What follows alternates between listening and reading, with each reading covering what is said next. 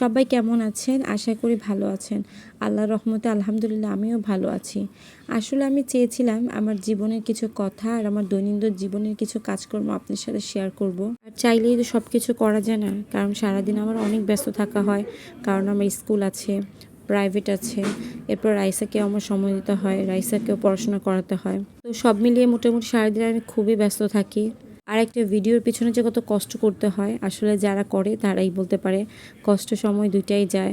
যারা মোটামুটি ফ্রি থাকে তাদের পক্ষে এটা করা সম্ভব, আর আমরা যারা চাকরি করি এবং সংসারও সামলাই আমাদের জন্য অনেকটা কঠিন। তারপরে আমি চেষ্টা করব কিছুটা সময় সবার সাথে কাটানোর জন্য। ভিডিওটা ছিল শেষ রমজানের। তো বাবা মা যে বাড়িতে গিয়েছিল আর আসেনি।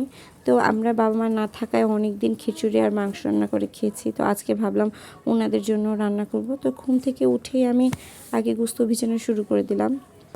আজকে আবার মোটামুটি দেরি করে ঘুম থেকে উঠেছিলাম, কারণ স্কুল নাই, প্রাইভেট নাই, চিন্তা নাই কোনো। আমার জালও অফিসে চলে গিয়েছিল, ওর সকালে ডিউটি ছিল। তো আমি ঘুম থেকে উঠে গোস্ত ভিজিয়ে ঘরগুলো পরিষ্কার করে নিলাম। আমার জাল এসে ফ্রেশ হয়ে আবার রাইসাকে মেহেদি দিতে শুরু করে দিল। ও দেখা যায় মাশাল্লাহ ভালোই সুন্দর করে মেহেদি দেয়। তো রাইসার আব্বু তার ঈদের প্রস্তুতি নিচ্ছিল, কাপড় চাপড়গুলো ইস্ত্রি করে নিচ্ছিল। আমার জাল আবার রাতের বেলায় এই সেমাইটা রান্না করে রেখেছিল। এটার নাম জানি কি আমি ভুলে গেছি। সেমাইটা মাশাল্লাহ খুবই মজা হয়েছিল।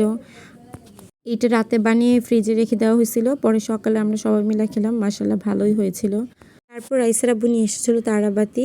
তো আমি, আমার জাল, রাইসামণি, আমার দেবর, রাইসার আব্বু সবাই মিলে তারাবাতি জ্বালালাম। আর এইভাবেই কাটলো আমাদের চাঁদ রাতটা।